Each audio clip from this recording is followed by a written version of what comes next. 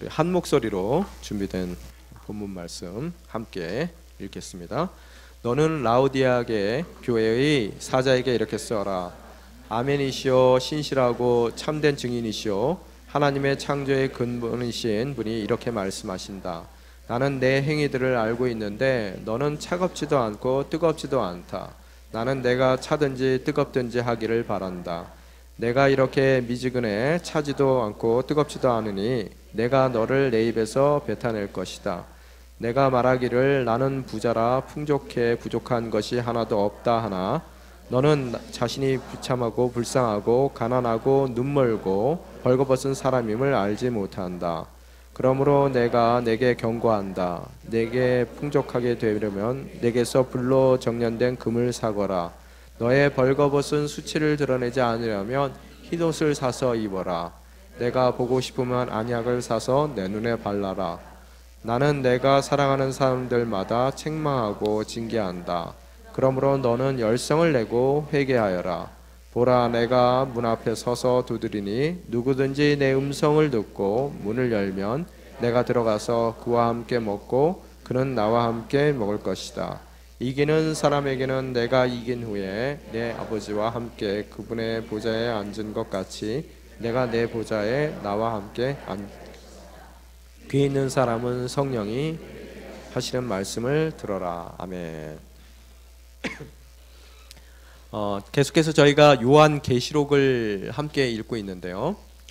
1장의 주된 내용은 요한이 밤모섬에서 유배 당시에 그 어려운 환경 가운데 있으며 하나님께서 그에게 계시의 말씀을 주님께서 계시의 말씀을 보여주셨다는 그런 내용을 담고 있습니다. 그래서 오늘 나타나는 모든 우리가 오늘도 읽는 그 모든 계시의 말씀 자체가 90세가 넘은 요한이 우연하게 자기의 생각을 그렇게 환상 가운데서 봐서 얘기하는 것이 아니라 명백히 예수 그리스도께서 이 모든 계시의 말씀을 그에게 보여주셨다라는 것으로 1장이 시작이 되는 것이죠. 그래서 요한계시록을 읽으시면서 여러분이 가져야 될 주제가 뭐라 그랬습니까? 환상 뭐 이런 거 아니라 그랬죠. 뭐를 가지라 그랬어요? 키워드 하나를 갖는다면 소망이죠. 소망. 그죠? 그래서 어려운 환경 가운데 있지만 우리가 소망을 가질 수 있는 이유는 주님께서 만약에 해피엔딩을 우리 인생 가운데 허락하신다는 것에 대한 확고한 믿음만 있다면 우리가 아무리 힘든 오늘을 산다 하더라도 그 힘든 삶을 이겨낼 수 있는 그런 이기는 힘이, 신앙의 힘이 거기서 나온다라고 말씀을 드렸습니다. 그러고 나서 2장 3장에 걸쳐서 이야기하는 것이 실질적으로 7 교회에 대한 계시의 말씀을 전달하고 있는 거예요, 요한이요. 그래서 그 구체적인 예를 보면은 예수님에 대해서 그 계시의 말씀을 선포하시는 그분에 대해서 이제 교회마다 다른 모습으로 이야기를 하고 있어요. 그분에 대한 특징을 그 교회의 상황에 맞게끔 말씀을 하고 계시는데 오늘도 보면은 14절에 보면은 교회 이름이 라우디게아 교회의 사자들에게 이렇게 써라 그러면서 뭐라고 말씀하셔요? 아멘이시오 신실하고 참된 증인이시오 하나님의 창조의 근원이신 분이 이렇게 말씀하신다. 이 예수님을 표현할 때 7 교회마다 다른 그런 예수님에 대한 표현으로 예수님이 어떤 분이라는 것을 표현하는 것으로서 7 개의 각각의 그 주어진 말씀을 전달하더라는 거예요. 그 7 개가 뭐라 그랬어요? 제가요? 여러분 어디서 시작해요? 에베소, 그 다음에 그 위에 있는 게 뭐예요? 서머나, 그 위에 버가모, 그 다음에 뭐가 있어요? 이쪽에요? 두아디라, 그 다음에 그 밑에 뭐가 있어요? 사대교회, 그 다음에 밑에 빌라델피아, 그 다음에 오늘 있는 라우디게아. 그죠? 7 교회예요. 그래서 여러분이 말씀드린 대로 제가 자막을 하나 준비를 했었으면 좋을 뻔했는데 그림을요. 이렇게 그림을 그리다 보면은 여러분 지금 터키 지역이죠. 터키 지역. 터키가 이렇게 밑으로는 뭐예요? 지중해고 옆으로는 에게해잖아요. 에게를 넘으면은 그리스가 나오죠. 유럽이 나오는데 그 서부 쪽에 대한 얘기예요. 그래서 서부 쪽에서 가장 붙어 있는 가장 유명한 에베소를 시작으로 해서 시계 방향으로 돌아서 약간 동남쪽으로 더 내려가는 게 라우디게아 교회, 라우디게아 교회라는 거예요. 그래서 7교회를 얘기하는데 이 전체를 순회를 하게 되면 한 350km 정도 된다는 것 같아요. 걸어서 순회를 한다면요. 뭐 당시에는 뭐 350km 뭐 피스 오브 케이크입니다, 그죠? 이렇게 사도 바울이 그래서 이 7교회를 다 관리를 했던 것 같아요. 목양을 했던 것 같아요. 책임지고요. 그래서 여러분 잘 아시는 것 같이 에베소 교회는 누가 개척을 했어요? 바울이 아마 잘은 몰라도 3차 전도여행 때 개척이 된 것 같아요. 2차 전도여행 마지막 부분에 돌아가면서 살짝 하고는 갔는데 3차 전도여행 때 직통으로 거기 에베소로 가거든요. 그래서 거기를 개척하게 되는데 그 이유가 뭐예요? 이 지역을 소아시아라고 얘기한단 말이에요. 당시에 행정구역상. 그래서 소아시아의 수도격이에요. 거기가요. 가장 사람들이 많이 몰려 있고, 그래서 그곳에 여러분 잘 아시는 것 같이 사도행전에 보면 내용이 그 아데미 신전이 있었고, 거기서 굉장히 많은 이 우상 숭배가 일어났던 그런 곳이죠. 거기에 바울이 원래는 2주 정도밖에 체류를 안 해요. 도시들 갈 때마다요. 그래서 여러분이 아시는 그런 그 교회들도요, 바울이 그렇게 오랫동안 체류하면서 그들을 목양한 적은 없어요. 고린도 교회가 좀 오래 있었고요. 제일 많이 있었던 데가 에베소 교회인 것 같아요. 그래서 에베소 교회는 한 3년, 근 3년을 2년을 넘게 두란노 서원을 만들어서 두란노에서 가르쳤다는 이야기가 나오고, 그래서 굉장히 오랫동안 거기에 머물게 되더라는 거예요. 그래서 우리 담당 목사 3년 만에 하나씩 바뀌는 거, 한 번씩 바뀌는 거, 뭐 이게 어떻게 보면 성경적입니다.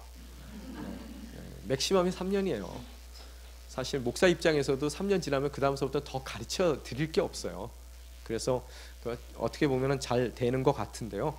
하여간 3년을 맥시멈으로 삼아서 이렇게 다녔어요. 그러고 나서 바울이 그 에베소 교회를 세우고 나서 그 다음에 후임자로 들어왔던 사람이 디모데예요. 디모데 1장 13 전서 1장 3절에 보면은 그 얘기가 잠깐 언급이 되는데요.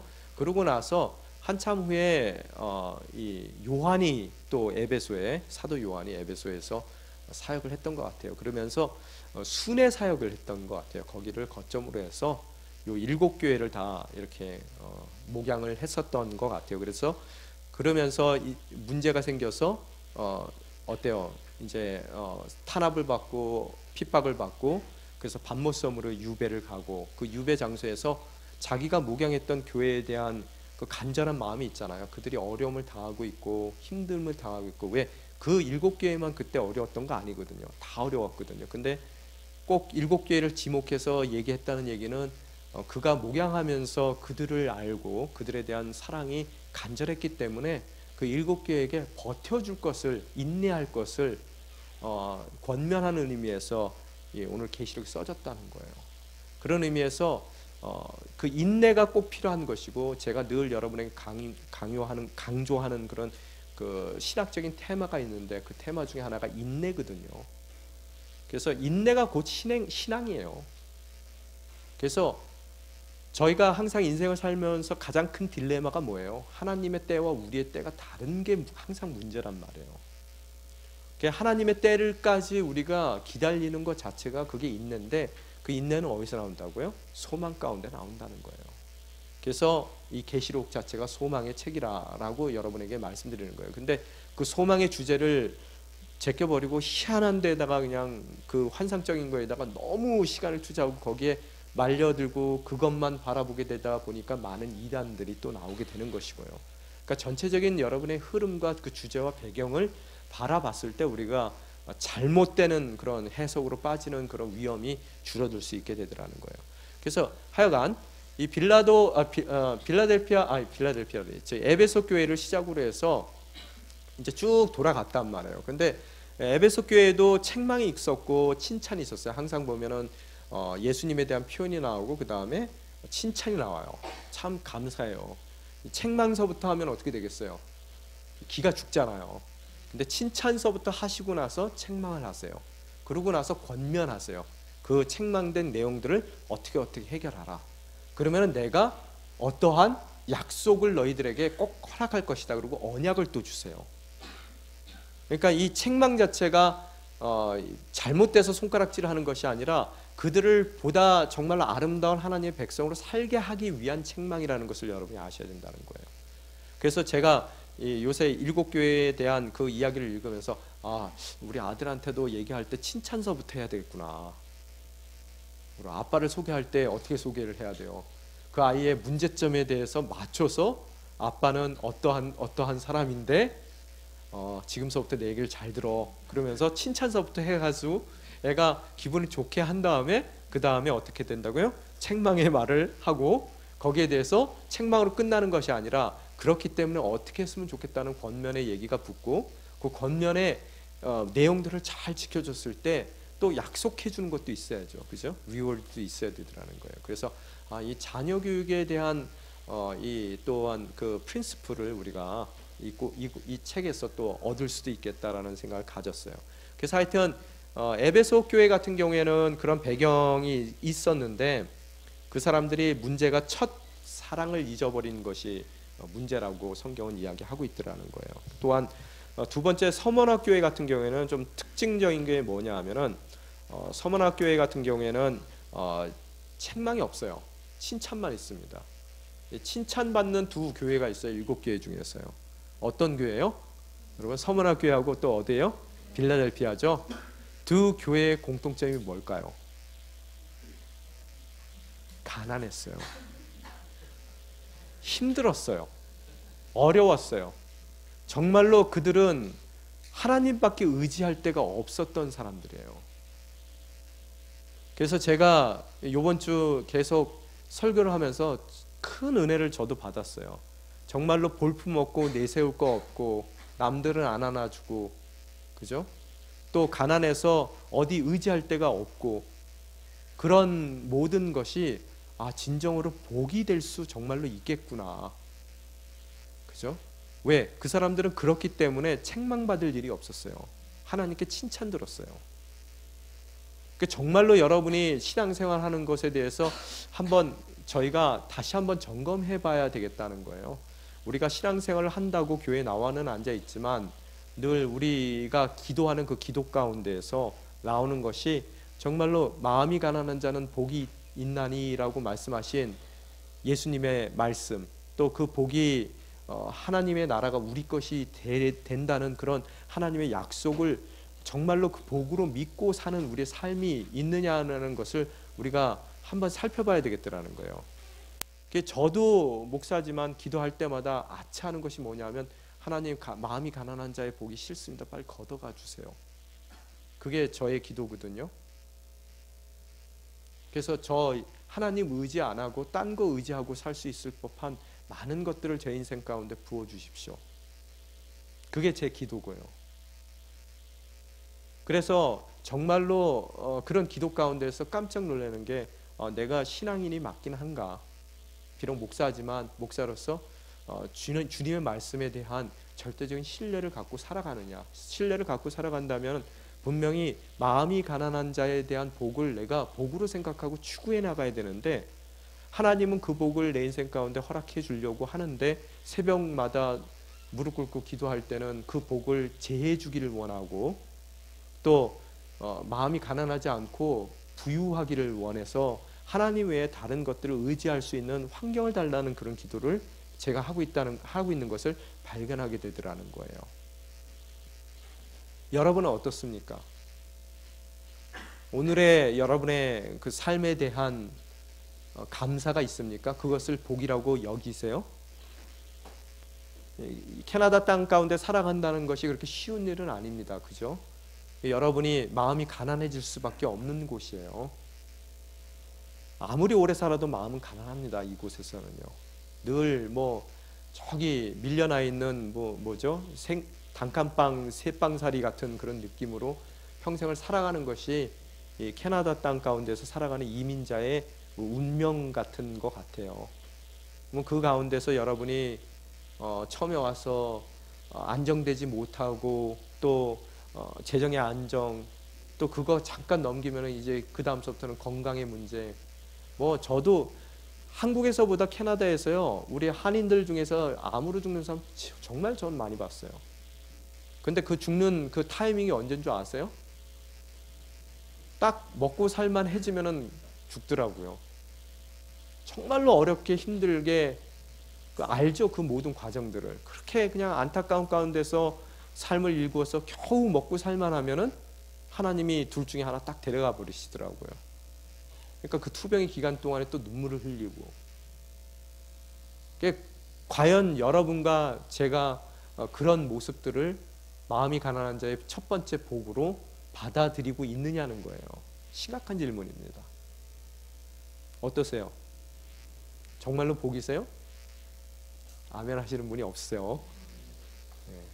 그만큼 예수 믿는 게 어려운 거예요. 우리가 교회를 나온다 하지만, 아무리 제가 목사지만, 또 아무리 신앙의 연륜이 있어서 장로가 되고 또 안수 집사가 되지만, 권사님이 되지만, 정말로 예수를 믿는다는 것 자체가 그렇게 결코 쉬운 일은 아니라는 거예요. 그래서 여러분이 기도할 때마다 여러분의 기도소리를 여러분이 먼저 들어야 돼요. 내가 정말 뭘 간구하고 있는 것인지. 그래서 주님께서 마음이 가난한 자의 복으로 내 인생 가운데 허락해 주신 그런 조건들이 만약의 경우 나에게 제해달라는 기도의 제목의 대상이 되고 있지는 않는지. 그렇다 그러면은 우리가 기도해야 된단 말이에요. 주님, 정말로 알아요, 제가요. 이게 주님이 분명히 말씀하신 마음이 가난해지는 복이라는 것을 제가 알고는 있는데 이게 싫어요. 이게 좋고 받아들이고 감사할 수 있는 이유를 저에게 깨닫게 해주세요 라고 여러분이 먼저 그 마음이 가난한 자의 복을 여러분이 그냥 버리려고만 노력하실 것이 아니라 정말로 그것이 어떻게 나에게 선한 것인지에 대한 확신을 가질 수 있는, 이해될 수 있는 그런 하나님의 음성을 듣게 해달라는 것도 좋은 기도법 중에 하나라고 저는 생각이 되더라는 거예요. 그 얘기를 왜 지난주에도 말씀드렸잖아요. 요새 저한테 하나님이 자꾸 물으신다고요. 예전에 어려웠던 그 이민 생활의 그 과정들 다 바꿔주랴 라고 하나님이 물어보시더라고요. 그러면은 정말로 굉장한 부자의 가정 가운데서 아들로 이곳에 와서 모든 형편이 정말로 이 공부만 집중할 수 있는 형편으로 이 삶을 이끌어주고, 그죠? 뭐 그렇게 살았다 하더라도 뭐 어려움은 있었겠지만 그런 삶을 주랴라고 하나님이 말씀을 하시는 것 같아요. 거꾸로요. 절대로 아니라고, 그냥 감사하다고, 지금까지 허락하셨던 그 삶이, 저는 늘 제가 캐나다 오면서 사실은 굉장히 마음에 부담이 많았어요. 왜? 이 생활로 다시 돌아오고 싶은 생각이 사실은 좀 없었어요. 이 힘들었던 그 있잖아요. 여러분도 들춰보기 싫은 그 앨범들 있잖아요. 캐나다에 처음에 다시 가라고 그랬을 때 저는 교회에서 항상 얘기가 오도가 떨어지면 저는 거기 군말을 안 하거든요. 하나님의 뜻으로 받아들이고 항상 순종해요. 그래서 목사님 캐나다 가셔야 되겠습니다 하고 딱 말씀을 해주실 때 기도해 보세요 그러시더라고요. 그래서 기도할 거 없습니다. 교회에서 결정하셨으면 순종하겠습니다. 그리고 집에 왔어요. 아내한테 물어보지도 않고요. 그러고 나서 깜깜히 생각해 보니까 예전에 힘들었던 그 생각들이 막 떠오르는데 이거 가야 되나 말아야 되나 뭐 이런 생각을 갖고 좀 그런 생각이 있었거든요. 그러면서 가졌던 게 뭐냐면은 주님 왜 그렇게 하셨어요? 제 인생을. 그 질문이 다시 왔었어요. 여기 살면서 늘 그런 질문하고 살았거든요. 왜 저를 이렇게 힘들게 하시죠? 라는 질문을 하고 살았는데 그 질문을 다시 하게 됐는데 요 근래에 그래서 제가 그 질문에 대한 답을 받았다 그랬잖아요. 그래서 하나님이 바꿔주랴 그래서 아니요, 안 바꿉니다. 정말로 그 모든 것이 제가 오늘 돌이켜 봤을 때 오늘 제가 감사할 수밖에 없는 조건이 수밖에 없음을 제가 시인합니다 라고 말씀드렸어요. 하나님께요. 오늘은 여러분이 그 어려운 환경을 겪는다 하더라도 그게 결코 감사의 조건인지를 여러분이 찾지 못할 때가 있단 말이에요. 근데 제가 결단코 목사로서 여러분에게 말씀드리면요, 그 어려운 환경들이 훗날 보면은 감사의 조건이었다는 거예요. 그죠? 제가 어저께도 어저께인가요? 엊그제군요. 신방을 누굴 잠깐 했는데 자녀 문제 때문에 고민을 하시더라고요. 그래서 이 막 고민하셔서 제가 그랬어요. 걱정하시지 말라고. 저도 목사 돼 있다고. 제가 여러 번 아마 말씀드렸을 거예요. 저도 고등학교 퇴학을 맞았거든요. 뭐 제 잘못은 아니지만 하여튼 퇴학은 맞게 됐던 사람인데 정말로 힘들었어요. 그 과정 자체가. 학교에서 나가라 그러는데 참 난감하더라고요. 근데 그래서 별걸 다 겪게 하신다 그러면서 왜입니까? 라고 제가 굉장히 많은 질문들이 많았던 사람이에요. 저도요. 근데 제가 한국에 가서 집회를 하는데, 청소년들 집회를 하는데 제가 말씀 한번 드렸을 것 같아요. 애들이 앉았는데 딱 표정들이 한 100명 앉았는데요. 그 표정이 딱 인상 딱 쓰고 빨리 끝내, 이런 표정이에요. 그러니까 알았으니까 됐고 빨리 끝내, 뭐 이런 표정으로 애들이 앉아 있어요. 그러니까 저를 눈 마주치는 애도 하나도 없는 거예요. 다 땅바닥 쳐다보고 있고요. 다 그러고 있어요. 그래서 준비됐던 말씀을 못 하고요. 하다가 도저히 안 돼서 못 하겠고, 그래서 제가 딱 집어치고 태양 맞은 얘기를 했어요. 우리 학교가 있었는데 그 학교에는 제일 범죄가 많았던 학교를 왜 날 보냈는지 모르겠지만 거기 갔는데 화장실에 갔더니 문짝 다 뜯어내가지고 화장실에 문짝이 없더라. 제가 그 얘기 한 거 기억나시는 분들 계시죠? 예. 고등학교에 갔더니 화장실에 문짝이 없어요. 그래서 이렇게 용변을 보고 앉아 있으면은 앞에서 왔다 갔다 하는 사람들하고 눈이 다 마주쳐요. 그 정도로 위험한 곳이에요. 애들이 별짓을 다 하는 거예요. 뭐 담배 피는 건, 이건 뭐 초등학교랑 같이 붙어 있었는데 초등학교 학생이 교문 바로 앞에서 선생님들 보는 데서 담배 피더라고요. 조그마한 애들이요. 뭐 그런 학교였었어요. 초등학교에서부터 고등학교까지 다 있었던데. 하여튼 그런 데 다니면서 제가 그런 겪었던 얘기들을 하면서 태학 맞았고 뭐 이런 얘기를 했더니 애들이 갑자기 태학이라는 소리를 딱 듣더니요, 갑자기 눈을 탁 들더니 이렇게 쳐다봐요. 다. 그러더니 쿨한데? 뭐 이런 거 있잖아요. 오늘 좀 재밌는 얘기 좀 듣는데? 뭐 하고 눈을 딱 뜨고 애들이 다 저를 쳐다보더라고요. 그래서 그날 은혜를 받았어요. 애들이요. 제가 간증을 하고 애들이 은혜를 받고 100명 중에서 한 10대 명은 눈물까지 흘리고, 뭐 나주다 찬양할 때 보니까 손을 들고 막 애들이 이렇게 빨리 끝내 하던 애들이 뭐 다 바뀌었더라고요. 그래서 제가 그때 방에 들어가서 생각을 했어요. 감사합니다. 뭘 감사했어요? 태양 맞은 거요. 만약의 경우 그런 역사를 일으키기 위해서 내가 태양 맞아야 될 것 같으면 평생 살면서 계속 태양 맞는 것도 나쁘진 않겠습니다. 그죠? 여러분이 오늘 겪는 일이 하나님께서 어느 순간에 여러분이 깜짝 놀랄 만한 방법으로 사용하신다는 말씀이에요.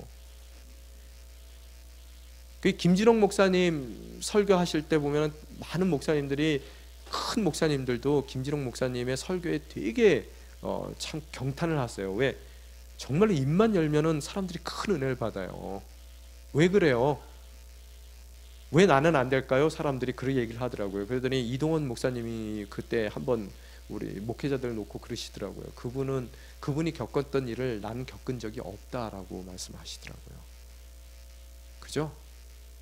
여러분이 그런 아팠던 시간들이 있었다면은 그것이 다른 사람에 비해서 여러분을 정말로 하나님께서 크게 쓰시기 위한 하나님의 방법일 수 있다는 것을 여러분이 아셔야 된다는 거예요. 그것을 내가 어떻게 사용될지는 모르지만 미리 끄잡아 당겨서 오늘날 어떠한 구체적인 방법은 모르지만 그것이 주님께서 허락하실 그 보다 나은 선을 위한 나의 준비의 과정이라는 것을 깨달을 때 어떻게 된다고요? 여러분은 그날 감사하실 수가 있는 것이고 그 감사 가운데에서 그날을 이겨나가실 수가 있게 되더라는 거예요. 그래서 아마 작정하고 두 교회를, 서머나 교회와 빌라델피아 교회를 예수님께서 칭찬만 하신 것 같아요. 그런데 참 희한한 게 당시에 가장 부자 교회가 두 교회가 있었는데요.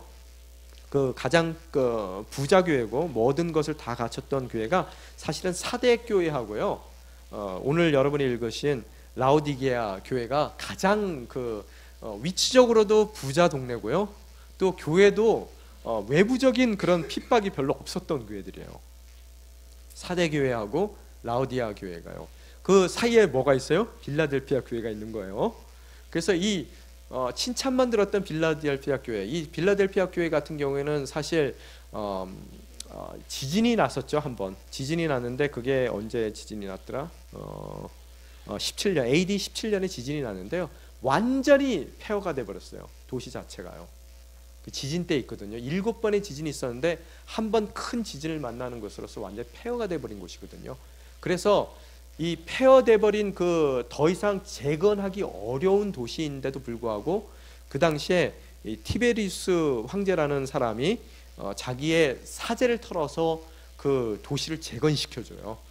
그래서 아마도 이 빌라델피아 교회에 대해서 이야기를 할 때 얘기하시는 것이 뭐냐면 12절에 잠깐 보면요. 3장 12절 혹시 성경 찾으실 수 있는 분들 보시면은 뭐라고 써 있냐면요. 이기는 사람을 내가 하나님의 성전의 기둥으로 삼을 것이다라고 얘기를 해요. 그 약속하시는 바가요. 여러분 지진 때에 있는 지진을 경험했던 그런 도시에서 하나님의 성전의 기둥을 삼아 주겠다는 얘기는 하나님이 세우신 것은 무너지겠습니까? 안 무너지겠습니까? 안 무너지는 기둥으로 삼아 주시겠다는 얘기예요. 그러면서 좀 재밌는 얘기들을 많이 하는데요. 거기에 뭐라고 써 있냐면은 두 번째 보면 내가 내 하나님의 이름과 내 하나님의 도성 곧 하늘에서 내 하나님께로 내려오는 새 예루살렘의 이름과 내 새 이름을 그 사람 위에 기록할 것이다 라고 써 있어요. 새길 것이라고 써 있거든요. 그런 것을 살펴봤을 때 아마 빌라델피아 도시 전역에 이 티베리우스 황제가 재건해 줬다는 것을 기념하기 위해서 곳곳에 그 티베리우스 황제의 이름이 이렇게 인스크라이브 돼 있었던 것 같아요. 그래서 누구보다도 그것에 익숙했던 이 사람들에게 뭐라고요? 정말로 너희들이 무너져버린 그런 교회의 모습 가운데서도 정말로 그 부흥되는 그런 참다운 믿음을 잘 지켜나가는 그런 다시 재건된 빌라델피아의 모습과 같지만 너희들이 교회가 지켜나갈 수만 있다면은 어떻다고요? 그들의 삶 가운데 뭐예요? 이 하나님의 이름과 또 하나님의 도성의 이름을 새겨 넣어 주겠다고 말씀하시는 거예요. 가난했어요. 너무너무 힘들었지만 어떻다고요? 그 가난했기 때문에 의지할 곳 없었기 때문에 너무나 연약했기 때문에 하나님을 더 의지했었던 그런 교회란 말이에요. 근데 이걸 가운데로 있었던 사대교회와 라우디게아 교회 같은 경우는 너무나 부유했다는 거예요. 그것을 어떻게 알 수 있냐면요. 여러분 오늘 읽으신 3장 17절 한번 보세요. 뭐라고 써 있어요? 내가 말하기를 나는 부자라 풍족해 부족한 것이 하나도 없다 하나. 어떻다고요?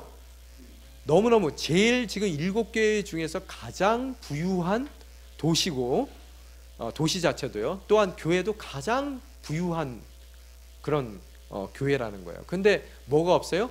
칭찬이 없어요. 이 교회에.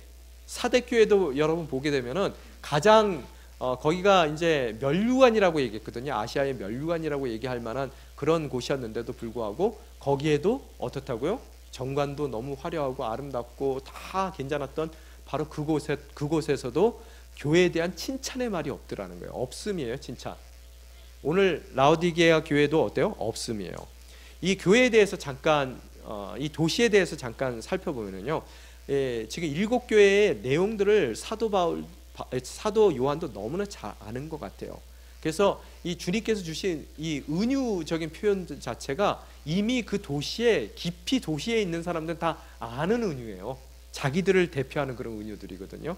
그래서 오늘도 이렇게 보게 되면은 라우디게아 교회가 그 안티오쿠스 2세라는 황제가 BC 3년에 자기 아내 그 라우디케라는 그런 아내를 기념하기 위해서 헌정하기 위해서 세운 교회예요. 아마 부부 관계가 굉장히 좋았던 황제인 것 같아요. 아내 이름으로 도시도 하나 세웠으니. 그러니까 도시 세울 때 보면 어때요? 사랑하는 아내를 위해서 세웠으니까 좀 화려하게 잘 세웠던 것 같아요. 근데 이제 그 도시가 뭐로 유명한 곳이냐면요. 이 그 좀 흑갈색 빛깔이 나는 양모가 굉장히 유명했던 곳이에요. 그래서 목축업이 발달돼서요. 그 약간 색깔이 좀 까만색 계통의 그 이 양모들을 그들이 많이 수확을 할 수 있었고 또 그걸로 까만색 계통의 그 양탄자를 좀 만들어서 그게 그 동네의 가장 유명한 특산물이었던 것 같아요. 그 양탄자뿐만 아니라 그들이 그 까만 그 털들을 이용해서 옷을 만들었는데 대량 생산을 하는 그런 옷 공장들이 꽤 있었대요. 그러니까 뭐 우리나라 예전에 대구 같은 그런, 대구에 보면 맨천하고 뭐 이런 데잖아요. 지금도 타월 같은 거 주문하면은 대구에서 오더라고요. 그죠? 대구. 그런 이 그 봉제업이 발달된 곳이에요. 그러다 보니까 그 옷을 생산하는 많은 그런 공장들도 있었고요. 또한 그런 산업이 발전하게 되니까 자연히 금융업도 함께 발전을 해서 이 도시를 생각하면은 많은 옷 공장들과 많은 옷들이 이렇게 보면은 한국에서도 보면은 옷들이 굉장히 많잖아요. 한국이 봉제업이 좋았던 곳이라 그런 옷이 흔했고 돈이 흔했던 그런 도시란 말이에요. 자, 제가 왜 이 얘기를 하냐면은 여러분 18절에 보면은 경고하는 내용에 보면은 금에 대한 얘기가 나온단 말이에요. 여러분 금 하면 생각나는 게 금융업이고요. 또 여기에 보면은 흰 옷을 사서 입으라고 나오죠. 뭐라고요? 이 봉제업이 발전했던 그런 도시란 말이에요. 그리고 또한 여기에 신전이 하나 있었는데 멘카루스라는 그런 신을 섬기는 신전인데 이 신전은 또 이렇게 이적과 기적이 일어나서 사람들이 치유되는 역사들이 많았대요.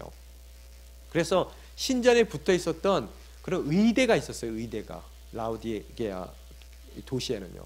근데 그 의대에서 많은 의사들이 배출이 됐는데 그 의사들이 만든 그것 중에서 명약이 2개가 있었대요. 하나가 뭐냐면 귀약이에요. 귀약. 귀병 났을 때 바르는 귀약. 뭐 나드 향이 들어간 뭘 섞어가지고 귀에다 바르면은 귀병이 좀 낫는 그런 일이 있었고, 또 2번째가 뭐냐면 기름하고 또 어떤 걸 섞어서 만든 눈안 연고가 있었대요. 눈약이 있었대요. 안약이. 그래서 그걸로 또 이 도시가 유명한 도시예요. 오늘 보면은 그 18절에 보면 뭐라고 써 있어요? 내가 보고 싶으면 뭐 하라고요? 안약을 사서 내 눈에 발라라 그러는 거예요.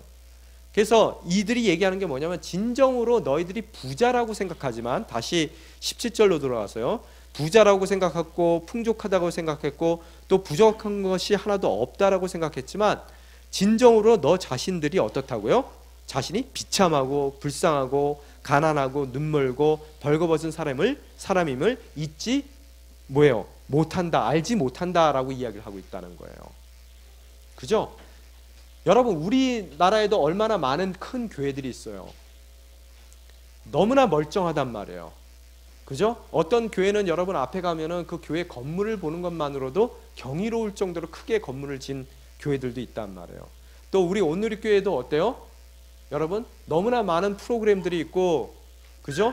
어디 내놨을 때 정말로 외부적으로 내놨을 때 정말로 이 풍부한 교회고, 어떻게 보면은 모든 것이 풍성한 교회일 수밖에 없단 말이에요. 그런데 눈으로 보이는 그 모든 그 외적인 것이 우리가 풍부하다, 우리는 정말로 잘하고 있어, 우리는 모든 것을 다 갖추었어, 프로그램도 끝내줘 라고 얘기한다 하더라도 그것이 정말로 진실된 믿음의 눈으로 봤을 때는 정말로 그 사람들이 제일 가난한 사람일 수도 있고 비참한 사람일 수도 있고 또 눈이 멀고 벌거벗은 사람이 될 수 있다는 것을 여러분이 아셔야 된다는 거예요. 왜? 그게 믿음의 본질이 아니라는 거예요. 아까 말씀드린 대로 믿음의 본질은 뭐라고요? 가장 기본의 믿음의 본질이라는 것은 마음이 가난한 자의 복을 복으로 받아들일 수 있는 것이 믿음의 본질이라는 거예요. 그 기본적인 것이 안 된 상태에서 아무리 새벽 예배가 부흥돼서 많은 사람들이 눈물을 흘리며 그곳에서 기도를 하고 아름다운 찬양이 흘러나오고 정말로 멋진 설교들이 나와서 거기에 감동되는 많은 영혼들이 눈물을 흘리는 그런 사건들이 있다 하더라도 그들이 바라는 것이 만약의 경우 마음이 가난한 자의 복을 그들 인생 가운데서 제해 주십시오라는 기도 가운데서 그들이 눈물을 흘리며 하나님께 기도하고 간구하고 찬양하고 그런 예배가 드려지는 곳이라면 우리가 다시 한번 생각해 봐야 되는 것이라는 것을 오늘 성경 말씀은 이야기하고 있더라는 거예요. 본질을 이해하시겠습니까? 본질적인 것을 봐야 된다는 거예요. 그러니까 18절에 보면은 경고하는 거예요. 내가 경고한다라고 얘기하면서 뭐라고 얘기해요? 풍족하게 되려면은 내게서 불로 정련한 금을 사거라 라고 이야기를 하고 있단 말이에요. 그들은 뭘 추구했어요? 그 당시에 많은 은행들이 있었고 금융업이 발달되고 금이 넘쳐나는 도시 가운데에서 그들이 정말로 더 많은 금으로 멋진 성전을, 그들의 예배당을 건축하고 그들의 더 멋진 프로그램들을 만들어내고, 이 모든 것이 정말로 금 가운데서 그들이 가장 귀한 것을 찾아낸다 그런다면은 그 금이 세상적인 기준에서 보이는 화려함의 금이 아니라 어떻다고요? 불로 정련된 그런 금을 나에게서 사가라는 거예요. 예수님께로부터. 정말로 가치 있는 것을 추구해 나가라는 것을 이야기하고 있다는 거예요. 많은 가치 가운데서 진정 가치를 잃어버린 교회라는 것을 이야기하고 있어요. 프로그램이 많으면 많을수록 진정으로 그 프로그램 가운데서 내가 하나하나 했을 때 내 신앙이 성장한다라고 착각하고 그 착각에 빠져 살 수가 있다는 거예요. 진정으로 여러분 인생 가운데 여러분의 신앙이 자라는 것은 오늘 나에게 주어진 마음이 가난한 자의 복, 또 더 나아가서 애통한 자의 복, 또 더 나아가서 믿음을 위해서 핍박받는 자의 복이 정말로 내가 복으로 인지되고 그 복을 간구하고 그 복에 감사하는 삶을 산다면은 여러분은 어떻다고요? 빌라델피아 교회와 같이, 또 서머나 교회와 같이 여러분 또한 하나님께 칭찬받는, 성장하고 성숙되어가는 하나님의 자녀로서의 모습을 갖추게 되더라는 거예요. 아무리 화려한 프로그램이 있어도, 아무리 예배가 아름답게 드려진다 하더라도 그 정말로 귀한 것들이, 가치 있는 것들이, 하나님의 가치들이 빠졌을 때 아무리 세상적인 가치로 채워진 교회라 하더라도 그 교회는 하나님의 책망을 들을 수밖에 없음을 이야기하고 있더라는 거예요. 또한 얘기하는 게 뭐예요? 그렇듯 수치심 가운데 가득 차 있어요. 아무리 장로의 모습으로, 목사의 모습으로, 신앙인의 모습으로 이 자리에 앉아 있는다 하더라도 여러분은 하나님 눈에는 여러분의 모든 더러움들이 다 보인단 말이에요. 그 수치를 가리기 위해서는 어떻다고요? 세상적으로 내가 이 정도 옷을 입고 나가야지 그래도 내가 무시 안 당하고 번듯하게 보이지가 아니라 어떻다고요? 정말로 말씀 가운데 하나님께서 허락해 주신 그런 순결한 흰옷을 입을 때 어떻다고요? 우리의 수치가 가려질 수 있음을 이야기하고 있더라는 거예요. 옷이 넘쳐나는 동네입니다. 아마 거기에 굉장히 명품들도 많았을 거예요. 그 명품을 걸치고 나온다 그래서 그것이 정말로 이 교회는 잘 되고 있는 교회야, 프로그램도 잘 돌아가, 예배당도 너무 멋있어, 사람들이 아침마다 새벽마다 와서 정말 뜨겁게 기도하네, 그걸로 판단되는 것이 아니라 우리들의 마음 가운데 진정으로 팔복을 추구하는 기본적인 신앙인의 자세가 있느냐 없느냐가 우리의 신앙의 성숙도를 칭찬받을 수 있는 교회인지 아닌지를 구분해 준다는 것을 바라볼 수가 있게 되더라는 거예요. 이런 것들을 너무 가려져서 눈에 병이 많아서, 죄악 가운데 병이 많아서 바라보지를 못하더라는 거예요. 말씀의 안약을 받아서 눈에다 발라서 그 모든 죄악의 어려움들을, 시야를 가리고 있던 것들을 다 재해냈을 때 비로소 참다운 진리가 무엇인지를 우리가 바라보고 나아갈 수 있게 되더라는 거예요. 그죠? 그래서 책망만 듣는 교회가 된 거예요. 너무너무 교회 중에서는, 7교회 중에서는 아마 제일 잘 나갔을 거예요. 그게 두렵습니다, 목사로서. 정말로 교회가 부흥되고 교회 사람들이 끊임없이 찾아와주고 새벽 예배가 앉을 자리가 없을 정도로 터져나가고 많은 사람들이 기도 가운데서 눈물을 흘리며 예배를 드리고 있는데, 과연 우리들이 추구하는 것이, 우리가 하나님께 간구하는 것이 마음이 가난한 이 모든 복을 제해 주십시오라는 기도가 나온다면은 그 모든 화려함과 부흥된 모습, 외관적으로 보이는 그런 모든 것이 다 하나님의 이 책망의 대상이지 칭찬의 대상이 될 수가 없다는 거예요. 이해가 되십니까? 바로 그런 사람들을 갖다 뭐라 그래요? 뜨뜻미지근하다는 거예요. 이것도 아니고 죽도 아니고 밥도 아니라는 얘기예요. 당시에 이 라오디게아 교회가 모든 것이 풍족했지만 딱 부족한 것이, 진짜로 부족한 것이 하나 있었어요. 그게 뭐냐면 물이 부족했어요. 그래서 북쪽으로는 그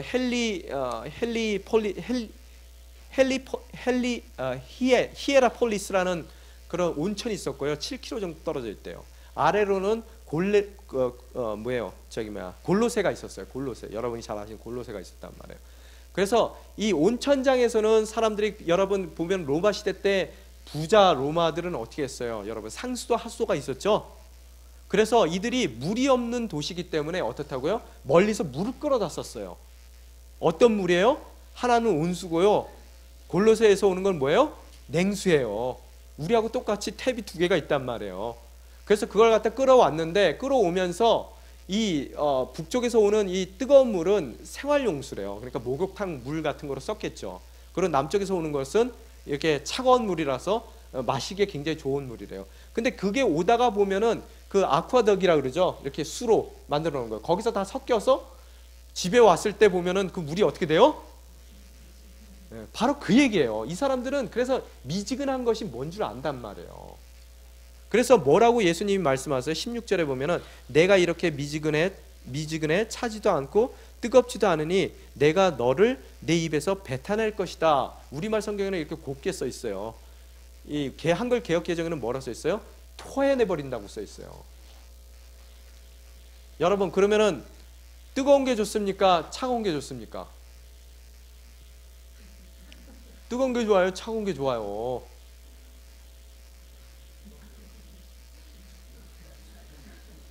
둘 다 올바른 때에 둘 다 좋은 거예요. 미지근한 게 안 좋은 거예요. 지금 여기서 얘기하는 거는, 여러분 추울 때는 따뜻한 게 좋은 거고요, 또 더울 때는 차가운 게 좋은 거예요. 그래서 성경에 보면은 오늘 뭐라고 써 있냐면요, 15절에도 보면 내 행위를 안다라고 써 있어요. 여러분, 하나님은 다 아십니다. 여러분 손바닥으로 여러분을 가리는 거예요. 다 알고 계십니다. 근데 어떻다고요? 너는 차지도 않고 뜨겁지도 않다. 나는 내가 차든지 뜨겁든지 하기를 바란다라고 얘기 써 있어요. 보통 사람들이 뜨거운 것만 좋아해요. 차가운 게 나쁘다고 생각하는데 그렇지 않아요. 이게 우리들 말로 하면은 무슨 얘기냐면요, 여러분 이렇게 새벽에 목말랐는데 막 일어나가지고 너무 목말라서 일어나서 물 한 잔 마시려고 이렇게 컵이 있어서 컵 이렇게 잡아가지고 물 뚝 따라서 마셨는데 그 컵에 아들이 밤에 오렌지 주스 먹고 요만큼 남겨놨어요. 그런지 모르고 나는 거기다 물 따라서 마셨어요. 기분이 어때요? 아우 시원하다 그래요? 그래도 오렌지 맛 나는 물이네 이래요? 아니죠. 갈증이 났을 때는 시원하게 물 한 잔 정말로 들이키는 게 제일 좋단 말이에요. 바로 그 얘기예요. 이도 아니고 저도 아니라는 거예요. 뜨거울 때는 확실하게 뜨거워야 돼요. 여러분 어디가 뜨거워야 돼요? 차가운 거는 어디가 차가워야 돼요? 그죠? 여러분 변증적인 그런 신학적인 그런 훈련도 돼 있어야 된다는 거예요. 내가 믿는 게 뭔지를 정확하게 알아야 돼요. 냉철하게 알고요. 또 사람들과 논쟁을 할 때는 정말로 냉철하게 논쟁도 할 수 있어야 돼요. 이성적인 사고가 있어야 된단 말이에요. 항상 보면 문제가 뭐냐면 여기에 너무 집중돼 있던가 여기에 너무 집중돼 있다는 거예요. 사람들이요. 또한. 근데 그도 저도 아닌 사람들이 오늘 라우디게아 교회 교인들이라는 거예요. 이들의 그 온수와 냉수가 섞여버린 것 같이럼요. 제가 리전트 신학교에 다닐 때 학생들을 정말로 괴롭히던 교수님이 하나 있어요. 그 골든 피라는 교수였는데요. 그 사람이 우리 그 개신교 중에서 신약학자로는 가장 뛰어난 사람이에요. 그런데 등치가 막 그 굉장히 크고 키도 한 2m 거의 가까이 되는 분이세요. 그런데 이렇게 숙제를 내줄 때 저희가 무슨 이렇게 주석 같은 거 갖다 놓고 끄적끄적 벗겨내면은 무조건 거버리고 빵 좀 줘요. 그래서 그 과목이 가장 F를 많이 맞는 과목이에요. 그래서 그분이 저희 신학생들에게 요구했던 게 뭐냐면 단어 하나가 나오면은 플라톤 뭐 이런 사람들 있잖아요. 아리스토텔레스 이런 사람들이 써놓은 원전을 보고 다 찾아가지고 그 단어의 용례를 봐서 저희가 그 용례를 설명하는 걸 써야 돼요. 주석 쓰는 사람들이 원래 그렇게 하거든요. 그걸 저희들에게 요구를 해요. 그러니까 숙제할 때마다 너무 괴로운 거예요. 찾아볼 책들이 너무 많고 힘든 거예요. 근데도 그거를 아주 악랄하게 해요. 그게 정말로 힘든 사람인데 그런데도 참 수업 시간에 하다 보면은 어떠냐면요, 막 이렇게 수업할 때는 그렇게 악랄하게 하는데 갑자기 십자가, 복음 뭐 이런 얘기 나오잖아요. 그러면은 그 큰 거구가요 이렇게 수건을 들고 다녀요. 타월을요. 그러고 나서 저쪽에 가서 엉엉대면서 그거 대고 울어요. 그러고 와서 또 가르쳐요. 이 사람이 왜 그렇듯 학생들을 어렵게 몰아치느냐 하면요, 그래야 신학적인 근육이 생긴다는 거예요. 그래야 나중에 목회 잘한다는 거예요. 하나님에 대한 열정은 너무너무 뜨거운 사람이에요. 그래서 채플 드릴 때 보면은 벌써 저기 자리에 등치가 큰 사람이니까 보여요, 앞에 앉은 게. 근데 어느 순간에 일어나서 춤추고 돌아다녀요. 채플 시간에 그냥 앉아서 채플도 안 드려요. 춤추고 다니거든요. 왜 그러냐 하면은 순복음이에요. 자, 폄하하는 얘기 아닙니다. 순복음이거든요. 그래서 보통 순복음주의적으로 믿는 사람들은 어때요? 굉장히 뜨거워요. 근데 보통 우리도 보면은 순복음 계열 중에서, 죄송합니다 이런 얘기를 해서, 좋은 신학자는 없어요. 별로요. 찾기가 어려워요. 여기만 뜨거워요. 근데 이분이 젊어서 순복음 목사였었는데, 순복음교회 목사였었는데, 한 사람이 와서 너희 순복음은 이게 없고 이것만 있다라고 얘기를 했대요. 그랬더니 너무너무 이분이 기가 막힌 게, 순복음교회 목사들이 앉아서 그래 우리는 이거밖에 없어, 우리는 이게 없어 그러더래요, 앉아서. 그래서 그게 너무너무 속이 상해서 자기가 이것도 뜨겁고 이게 냉철한 순복음을 보여줄게 해가지고 늦게 공부를 해가지고 아주 엄청난 학자가 된 케이스예요. 그래서 이 뜨거운 마음을 항상 학자들이 보면은 이게 여기가 이게 하게 되면은 완전히 여기가 차갑게 식어버리거든요. 이 사람은 그게 아닌 거예요. 항상 뜨겁게 불이 타 있어요. 그렇지만 이거는 항상 명철한 머리를 갖고 있는 거예요. 그러면서 저희에게 그러한 삶을 요구를 했었어요. 그죠? 여러분 또한 마찬가지라는 거예요. 항상 뜨거워야 되지만 정말로 우리가 믿는, 우리들의 믿음 자체가 무엇인지에 대해서 명확하게 여러분이 알고 있을 때 더 뜨거워질 수가 있다는 거예요. 이게 잘못돼가지고 여긴 뜨거운데 여기가 차가우면 곤란하단 말이에요. 그러면 라오디아 교회 같은 그런 모습을 갖추게 되더라는 거예요. 이해가 되셨죠? 그래서 이들이 어떻다고요? 정말로 모든 면에서 뜨뜻미지근하고 또 화려함은 갖고 있었지만 그 화려함에 대해서는 자신들이 알지 못하는 비참함과 또 불쌍함과 가난함과 눈 먼 것과 벌거벗은 것이 있었던 것이고, 그러기 위해서 주님께서 그들에게 권면을 했단 말이에요. 뭐라고 권면했어요? 정련된 금을 사라는 거예요. 예수님으로부터 올바른 가치를 추구해 나가라는 얘기죠. 그 다음에 뭐라고요? 흰 옷을 사서 입으라는 거예요. 순결한 그런 예수님의 신부로서의 교회의 모습을 갖춰주기를 원하는 거예요. 그러고 나서 뭐라고요? 정말로 봐야 될 것을 볼 수 있는 눈이 될 수 있도록 세상적인 그런 죄악된 것을 제해버릴 수 있는 영적인 안약을 뭐예요? 눈에다 바르라는 거예요. 그렇게 함으로써 19절에 뭐라고요? 이 모든 책망과 징계가, 19절 한번 봅시다. 뭐라고 써 있어요? 나는 내가 사랑하는 사람들마다 책망하고 징계한다. 그러므로 너는 열성을 내고 회개하여라. 자, 왜 책망하고 징계한다고 써 있어요? 사랑하고 그들을 정말로 변화시키고 권면하기 위한 책망과 징계라는 거예요. 그죠? 그러면서 뭐라고요? 열성을 내서 회개하라는 거예요. 늘 돌이켜야 돼요. 여러분, 우리 사람이라는 것이 가만히 있는다 그래서 그 자리에 서 있는 것이 아니에요. 죄성이라는 거 있죠. 그게 죄에 대한 평양성이에요. 우리는 가만히 있을 때 어떻게 된다고요? 그 자리에 있는 것이 아니라 한참 죄 쪽으로 밀려가 있단 말이에요. 여러분이 늘 깨어있고 기도하지 않으면은 여러분이 그 위치를 지킬 수가 없는 것이 사람의 뭐예요? 본성이에요. 죄 많은 우리들의.